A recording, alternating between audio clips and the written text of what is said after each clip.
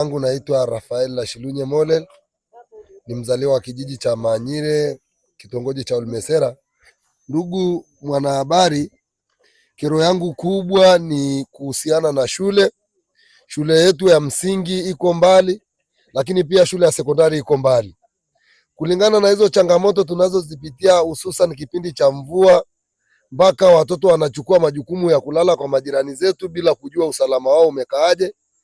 Hivyo basi, katika kutatua hizo changamoto za elimu, ikatupelekea sisi kuwaza mbali sana wananchi wa kitongoji cha Olmesera. Ndipo tukapata maono la kupata eneo kwa ajili ya kutengeneza shule ili watoto wetu waepuke na hizo changamoto za kutembea kilomita 20, kwa maana anaenda kilomita 10 anarudi kilomita 10. Katika mazingira ya kutatua hizo changamoto, ikapelekea kwamba tumepata eneo linalogharimu kwamba kila mwananchi tuchange shilingi 70,000. Hivyo kwenye mkutano tukarizia sisi wananchi wa kitongoji cha Olmesera bila kushurutishwa wala bila kushawishiwa na kiongozi yoyote, tukachukua jukumu la kila mwana kitongoji kuchanga 70,000 ili kuweza kupata hilo eneo kwa ajili ya shule. Kwa hiyo hivyo imepelekea mpaka sasa hivi ndio tunamalizia kuchanga hizo hela ili tuweze kumiliki hilo eneo. Majina yangu naitwa Lomayani Paulo Miage Munga, ni mzaliwa wa kijiji cha Manyire, kitongoji cha Olmesera. Moja ya changamoto ambayo tunapitia ni shule. Tuna changamoto ya shule ya msingi na pia tuna changamoto ya sekondari. Changamoto ambazo tunapitia, shule ya msingi iko mbali. Yaani mtoto anaenda kilomita 10 mpaka kufika shuleni, kilomita 10 kurudi. Hiyo ni sababu ya mtoto kukata tamaa ya kwenda kusoma, na hatima mwisho watoto wanakata tamaa na kurudi kijijini nyumbani, wanakata tamaa kusoma. Hiyo ni moja ya changamoto ambazo zinatupa shida. Sisi kama wana Olmesera tumeona kuna sababu ya kujenga shule ya msingi pamoja na sekondari pia, na kuna eneo ambalo tumelipata na tumeamua sisi kama wana Olmesera, tumeadhimia sisi kama wana Olmesera kununua eneo la huduma ili kujenga shule, ili watoto wetu waweze kupata huduma. Na tunaomba kwa hilo, tunamlinda mheshimiwa mwenyekiti kwa hilo. Sisi kama wana kijiji tumeamua, na sio mwenyekiti ameamua, ni sisi wana kijiji tumeamua, kutokana na watoto wetu changamoto wanazopitia. Mtoto anaondoka shuleni anaruhusiwa kutoka saa 12 kamili jioni, lakini anafika nyumbani saa 3 usiku. Hiyo tukiwa kama wazazi imetuuma sana na imetuumiza sana, kwa sababu imefika mahali watoto wanakata tamaa. Huko njiani kuna changamoto kwa mfano mtoto wa kike, changamoto nyingi anapitia sana huko njiani.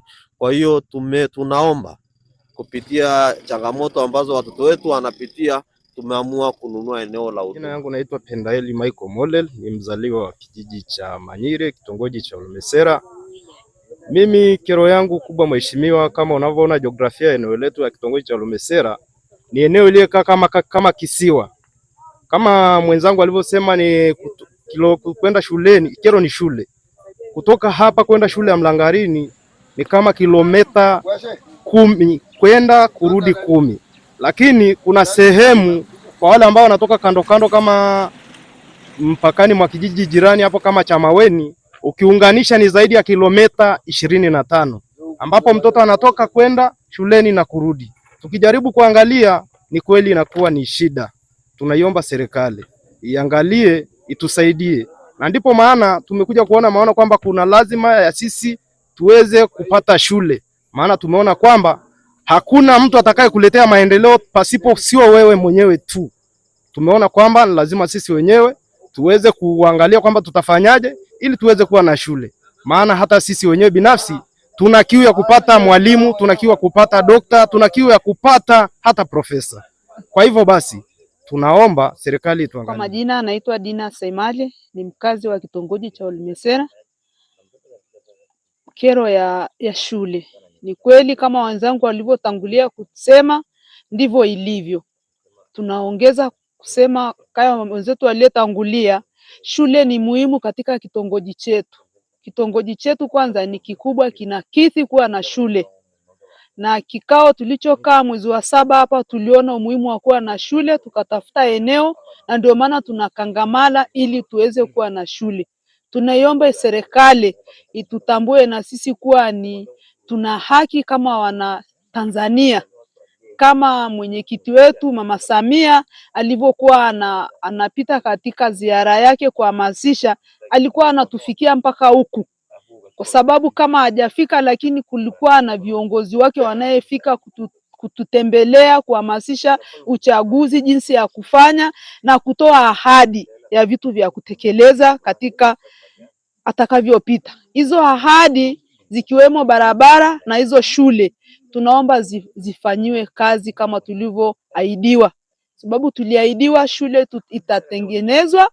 Kwanza walituahidi sekondari akiwemo diwani, tuliahidiwa sekondari ambayo ndio tunashughulikia mpaka sasa, na tunawaahidi serikali kuwa hatutakuwa nyuma. Tutajitahidi kwa kadri tulivyosema, michango tutatoa kwa kaya shilingi 140,000 kwa mwanachama mmoja 70,000. Tutatoa ili na wao wapate kutuunga mkono, watoto wetu wapate shule karibu, kwa sababu kwanza mvua zinavyonyesha hawaendi shuleni, masomo mengine yanawapita kulingana na barabara na korongo, halivuki, maji yanafurika masaa 3 ambayo ikienda kukatika muda wa mwanafunzi kwenda shule, hawezi tena, anarudi nyumbani. Akitoka shule kama mvua zimejaa, korongo linafurika maji, anabaki kwa watu kulala, kunusuru maisha. Kwa hiyo tunaomba serikali ituangalie, ituweke katika katiba, katika mipango wanavyoweka mipango na mafungu ya kufanya huduma katika wananchi, na sisi tuonekane ni sehemu muhimu ya kutendewa hayo yanayostahili.